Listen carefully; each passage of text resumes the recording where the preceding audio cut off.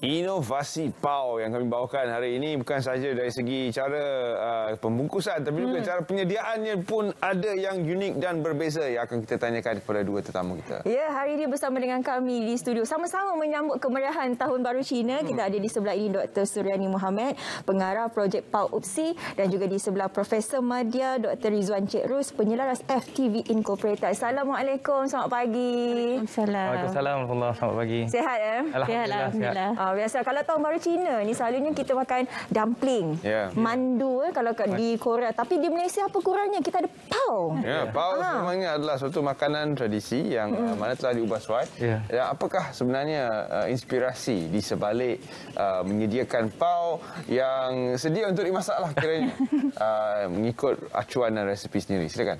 Okey. Cetusan idea untuk menghasilkan PAU ni bermula daripada mantan Timbalan Dekan Pendidikan dan Inovasi, Puan Dalilah Muhammad Ruby. Terima kasih Puan Dalilah ya. Yang mengusulkan bahawa Fakulti Teknikal Vocational ada produk yang berpotensi dikomersialkan kepada mantan TNCPI waktu itu, Profesor Datuk Dr. Noraini Idris ya.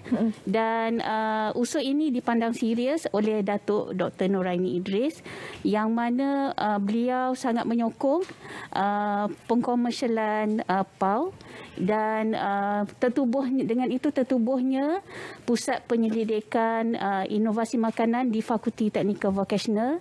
Dan seterusnya saya telah mendaftarkan produk PAU ini di bawah Pusat Penyelidikan dan Inovasi Fakulti UPSI, iaitu pada tahun 2015 dengan produk yang dikomersialkan lah.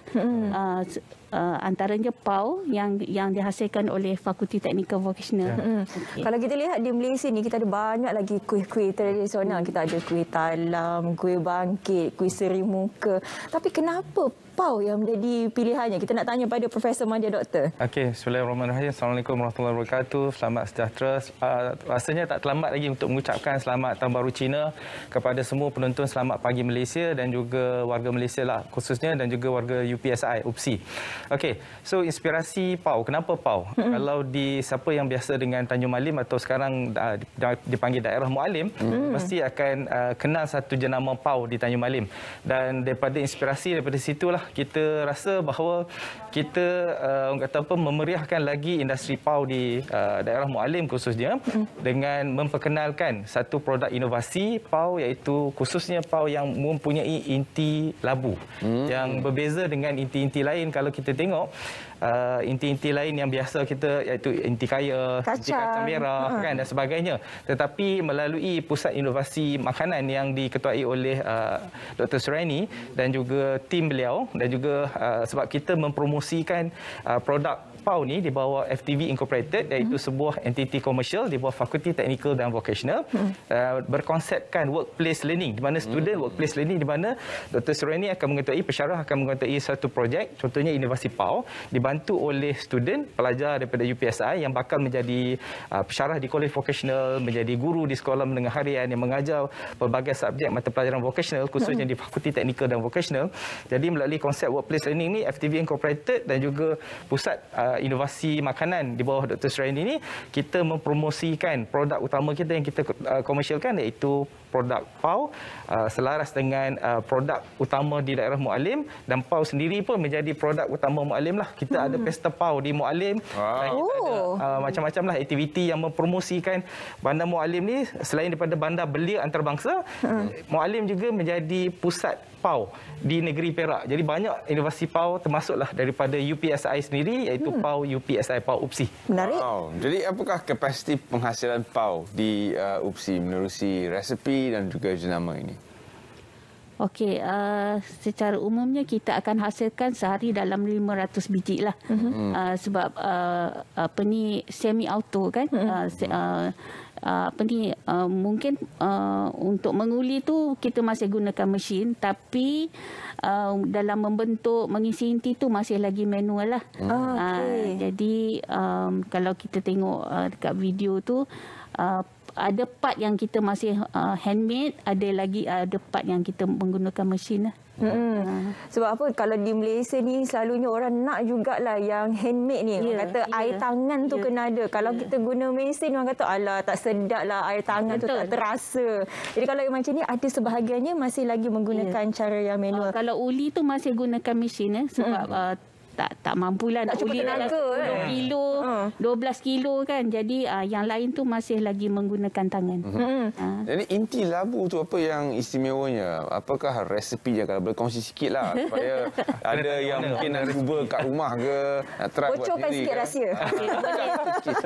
Tak ada masalah. Sebenarnya inti labu di cetusan idea dia, waktu tu saya dalam makmal masakan tu, saya ternampak sebiji labu dalam chiller. Okey, labu tu warna kuning besar kan.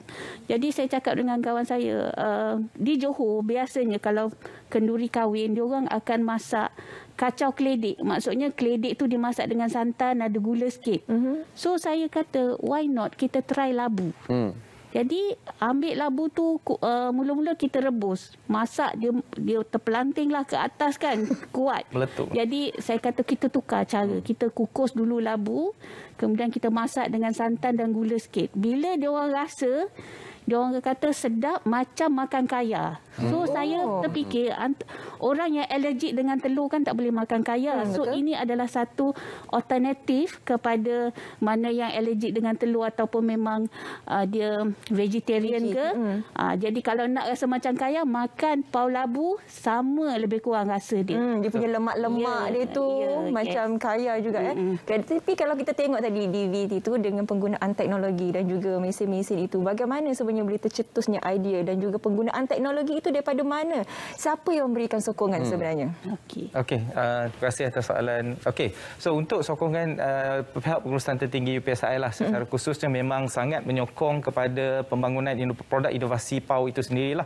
So khususnya kalau disebut oleh Dr. Suraini tadi, kita bermula dengan mantan TNCPI Prof. Datuk Noraini pada masa tersebut, dan kita telah dapat dana dan pembiayaan termasuk daripada kumpulan Ramli Food Processing juga telah membantu dalam usaha penyelidikan dan inovasi produk makanan lah, khususnya di UPSI. Selain daripada itu, kita juga dapat sokongan daripada pengurusan tertinggi yang memberi dana untuk melakukan kerja-kerja pengubahsuaian, termasuk sekarang ni kita ada Food Republic, iaitu sebuah kafe hipster kami lah. Boleh dikatakan kafe hipster di dalam kampus. Ini ke? Konsepkan. Ya, inilah. Ini baru permulaan lah. Sebahagian daripada kafe kami yang menjual pelbagai produk makanan termasuklah PAU. Jadi kalau warga Malaysia yang berminat untuk mendapatkan PAU UPSI, boleh datang ke Food Republic, boleh tengok dalam Google Map, memang kita dah tag location dalam Google Map, so memang boleh terus ke Food Republic dan dapatkan PAU UPSI dan juga produk-produk makanan yang lain lah untuk orang kata apa, dinikmati bersama keluarga. Selain itu, kita juga ada produk-produk yang kita komersialkan di bawah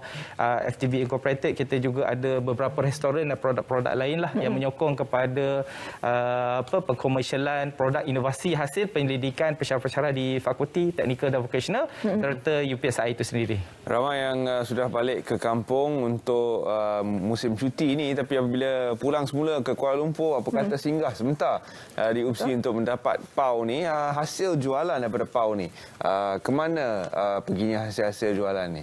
Okey. Nanti mungkin Dr. Suraini boleh tambah. Untuk produk komersial di UPSI, kita menggunakan konsep workplace learning, di mana student akan belajar sambil bekerja, mendapatkan pendapatan tambahan di tempat-tempat yang kita sediakan di bawah Fakulti Teknikal dan Vocational. Jadi untuk keuntungan ni, pembahagian ni adalah di antara universiti dan juga pengusaha lah. So khususnya kalau dalam konteks PAU ni, di antara Dr. Suraini, Pusat Inovasi Makanan dan juga Fakulti Teknikal Vocational bersama dengan universiti. Jadi dekat situ, sebab bila kita sebut pengkomersialan dan workplace learning, kita adaptasi konsep perniagaan sebenar, iaitu perkongsian di antara yang melaburkan modal, iaitu pengurusan universiti dan juga Dr. Suraini serta tim, dan juga orang yang melaksanakan usaha bidang usaha tersebutlah, iaitu kita ada student yang bekerja sebagai orang kata apa, yang chef dekat kita punya Cafe Food Republic, yang membantu Dr. Suraini untuk menyediakan PAU di tempat-tempat pemprosesan PAU, dan lepas ni kita dalam proses untuk melaksanakan automasi yang lebih banyak, iaitu selaras dengan IR 4.0, di mana kita nak memperkenalkan student di Fakulti Teknikal Vocational dengan teknologi makanan yang terkini supaya mereka didedahkan apabila mereka menjadi pensyarah di College Vocational, mengajar program pelajar-pelajar diploma pemprosesor makanan di College Vocational. Mereka dah terdedah dengan apa yang dilakukan sebenarnya di industri supaya proses pemindahan pembelajaran di antara apa yang belajar di universiti, di UPSI khususnya di Fakulti Teknikal Vocational khususnya, dan mereka boleh terjemahkan situasi sebenar itu di College Vocational apabila mereka bekerja sebagai seorang pensyarah, pendidik dan guru kelak. Kapasiti pengeluaran perlu mungkin tingkatkan sikit sebab dah masuk Selamat Pagi Malaysia ni. Mana ramai yang nak mencuba. Jadi rasanya akan terus meningkatlah kapasitinya. Nak tambah sikit, Profesor? Okey. Saya sebenarnya kita dalam perancangan, Dr. Wan, kita dalam perancangan untuk membeli mesin yang fully automatic lah. Cuma InsyaAllah pada tahun depan kita sediakan tempat dulu, tapi bajet tu insyaAllah dah ada. Okay? Dan selain daripada mengeluarkan PAU, saya juga akan sediakan produk-produk latihan lah. Contoh macam peluang-peluang pelajar ataupun mana-mana institusi untuk meningkatkan kemahiran dalam menghasilkan PAU. Kita juga akan buat latihan-latihan yang begitu. Ya. Kalau dulu kita PKP secara online sebenarnya, sekarang dah boleh face to face. Jadi saya dengan kata berbesar hati akan membuka peluang-peluang mana-mana individu ataupun institusi yang nak akan dapat dan nak dapatkan kemahiran dan juga latihan dalam menghasilkan PAU. Dan juga ini adalah satu peluang untuk pelajar-pelajar kita juga membina kerjaya ataupun mencipta kerjaya sendiri selain daripada bekerja makan gaji lah. Okay. Saya suka dengan apa program yang dilakukan oleh UPSI itu. Dia seperti selaras dengan program TVET Train and Place. Mana di situlah kita belajar menerima latihan dan juga kemahiran, dan juga senang untuk kita mencari peluang pekerjaan selepas itu ataupun mencipta kerjaya seperti mana doktor katakan tadi. Tapi bagaimana sebenarnya proses pembuatan PAU? Tadi doktor katakan ada diajar melalui dalam talian. Apa di antara silibus-silibus yang diajar sewaktu latihan itu? Dan mungkin bagaimana proses pembuatan daripada awal hingga akhir? Okey.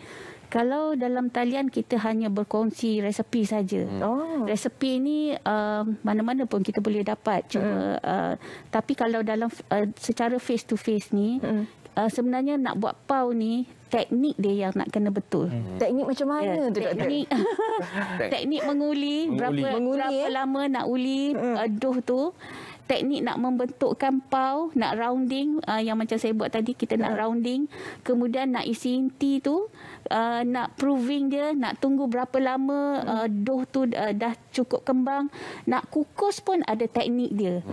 Sebab kalau teknik tu tak betul, PAU ni dia akan mungkin air jatuh ke, kembang ke, ataupun bila kita dah kukus dia kecut balik. Itu yang saya dah lalui lah beberapa tahun sebelum ni. Orang kata nak capai tahap PAU betul-betul menjadi tu, dah banyak yang kegagalan-kegagalan yang saya pelajari daripada situ. Jadi teknik-teknik itu yang akan saya kongsikan apabila kita membuat latihan secara face to face. Sebelum kita ke udara tadi, kita ada berbincang tentang cara penyediaan PAU ni, dan kita sebutkan selain daripada kukus, ada cara-cara lain yang minat. Jadi sila kongsi bersama dengan rakan-rakan kita yang mungkin tidak tahu pun PAU sebenarnya boleh masak cara ni. Okey. PAU ni selain daripada kukus, kita boleh juga goreng. Dan yang pernah saya cuba adalah kita bakar. Dan PAU bakar ni saya pernah perkenalkan waktu Pesta PAU 2019 iaitu anjuran bersama dengan MDTM, Majlis Daerah Tanjung Malim, yang mana ketika itu saya bawalah dia punya tempat pembakar yang tong yang kita biasanya kita bakar ayam ke barbecue ikan barbecue tu kita bawa, dan kita hidupkan arang dulu, dah jadi bara, baru kita letakkan PAU. Okey. Dan sambutannya mereka kata PAU bakar lagi sedap daripada PAU kukus. Yalah, sebab dia ada rasa-rasa arang, smoky-smoky. Bau dia lebih wangi, dan bila kita gigit tu dia rangup sikit lah kan di bahagian luar. Memang kita sekarang ni hanya boleh bayangkan lah. Kalau nak tahu kena belilah yang ni buat sendiri di rumah. Tapi itulah bila nak beli tu macam tadi Prof Nadia doktor katakan, datanglah ke UPSI. Tapi kadang-kadang ada juga yang tak sempat nak datang ke UPSI. Jadi bagaimana sekarang pasaran untuk PAU ini? Okey, kita boleh beli secara walk-in dan juga post. Saya dah buat post juga. Ada sekiranya dalam 2 hari dia masih lagi fresh lah. Tapi kalau ada masalah dalam proses penghantaran tu agak risiko juga. So far saya pernah post ke Pening, Kelantan. Alhamdulillah dia sampai dengan selamat dan masih lagi boleh dimakan. Ada inti-inti lain selain daripada labu ke doktor? Kita ada 8 jenis inti. Pau kacang, kaya, kelapa, sardin, kari daging, kari ayam dan satu lagi labu. Okey. Mana satu yang paling renyah sekali? Sebab kalau orang dah selalu buat PAU ni, inti tu ada yang lembik. Kalau macam kaya tu senang sikit kita nak membulatnya. Tapi kalau yang lain tu? Inti ni uniknya saya sediakan sendiri semua. Kita tak beli. Kita 8 jenis inti ni kita buat sendiri. Memang saya rasa lebih puas saya buat sendiri. Dan yang paling renyah sekali adalah inti kacang. Sebab kena masak 3 jam. Saya ingat kacang senang. Tak ya? Daging, kari. 3 jam barulah dia siap. Masak macam dodo tu, that's why kita dapat mesin daripada sumbangan daripada Ramli Food Processing untuk masak dulu manually lah kacau macam kacau dodo tu 3 jam. Kalau silap ataupun api besar sangat rasa hangit. Itu yang tak boleh. Dia kena cari yang sadar. Tolong. Sekarang pakai mesin. Itu fungsi mesin tu sebenarnya. Selain daripada PAU dan juga ada mesin tadi, apa lagi di antara selepas ini perancangan daripada UPSI? Mungkin akan ada produk-produk lain dan juga mesin-mesin yang berteknologi lagi tinggi? Sekarang terima kasih soalan. Sebenarnya untuk produk di bawah Fakulti Technical Vocational FTV Incorporated ni, kita ada produk utama kita ialah PAU lah yang kita promosikan pada hari ini yang boleh didapatkan secara dalam talian. Sebab sekarang ni dunia dah orang kata apa new normal, kita dah berubah. Dulu kita kena face to face. Tapi kita kata nak menikmati tu datanglah ke Food Republic kan. Kita boleh beli online. Selain daripada itu kita juga ada FTV Fresh yang kita menghasilkan produk-produk tanaman hasil student pertanian yang melaksanakan amali di ladang. Kita juga ada FTV Kreatif hasil kerja-kerja kayu, kerja-kerja logam, kerja-kerja hiasan bungaan dan juga ni yang dihasilkan oleh student dan juga staff. Kita juga ada FTV yang training and services yang Dr. Suraini sebut tadi untuk latihan dan juga kursus-kursus jangka pendek berkaitan dengan pengeluaran PAU, kursus-kursus berkaitan dengan pensijilan sijil kemahiran Malaysia. Dan sebab kita juga ke arah untuk menjadi pusat bertauliah sijil kemahiran Malaysia, jadi kita juga menyediakan pelbagai jenis kursus dan kita telah mendapat tauliah sebagai pusat amali bertauliah oleh Jabatan Pembangunan Kemahiran untuk melaksanakan kursus-kursus jangka masa pendek untuk memenuhi syarat untuk pensijilan sijil kemahiran Malaysia. Jadi kami menjemputlah seluruh warga Malaysia yang berminat untuk mempelajari pasal mengenai PAU, mempelajari mengenai pelbagai kursus-kursus jangka masa pendek. Sebab sekarang ni kalau dulu orang cakap universiti belajar 4 tahun, tetapi ada kemahiran-kemahiran tertentu yang kita boleh pelajari dalam masa 3 hari, mungkin 5 hari, mungkin 7 hari, yang kita panggil sebagai kursus micro credential, yang kita boleh top up upskilling ataupun tambah nilai kepada diri kita untuk menjadi orang yang lebih baik. Kalau mungkin ada yang dibentikan kerja, tak ada kemahiran, jadi kita menyediakan peluang pekerjaan. Contohnya sekarang ni kalau kita tengok dulu ada jenama-jenama tertentu buka gerai burger di merata-rata di tepi jalan. Sekarang kita akan buka franchise PAU UPSI ni, kita akan sediakan package untuk usahawan-usahawan khususnya dalam kalangan graduan UPSI sendiri. Mungkin package 3,500 mereka akan dapat steamer, mereka akan dapat package untuk buka ni dan juga stok PAU untuk jualan lah. Dan sebab macam Dr. Suraini sebut juga tadi tentang kita ke arah kemenjadian untuk membentuk graduan sebagai job creator yang mencipta kejaya. Sebab kita menghadapi cabaran hari ini di mana peluang kejaya semakin mencabar.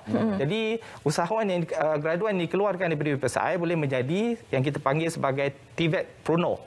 Usahawan TVET yang berasaskan kepada kemahiran, dan kemahiran-kemahiran tersebutlah mereka boleh gunakan untuk menjadi orang kata apa, mencipta peluang kejaya bukan saja untuk diri mereka tetapi untuk kawan-kawan mereka dan juga masyarakat di Malaysia khususnya. Dan pelbagai lagi lah kita sediakan. Boleh hubungi kami di UPSI, di Fakulti Teknikal dan Vocational UPSI untuk mendapatkan maklumat yang lebih lanjut berkaitan dengan peluang latihan, peluang untuk kerjasama, pelbagai inovasi produk dan sebagainya. Dan Food Republic juga mungkin tidak lama lagi menunya barbecue pau. Pau bakar. Boleh. Jadi, terima kasih sebenarnya kepada UPSI sebab apa banyak peluang yang diberikan bukan sahaja kepada pelajar tetapi juga untuk mereka di luar sana kerana mengadakan TVET, adanya kursus-kursus kemahiran, kemudian juga mencipta peluang untuk mereka membuka bisnes sendiri atau perniagaan sendiri sebab industri makanan ni memang tak akan mati. Jadilah macam mana pun orang tetap kena makan. Orang tetap kena makan dan kita ucapkan terima kasih sekali lagi kepada Dr. Suriani dan juga Dr. Rizwan kerana sudi bersama kami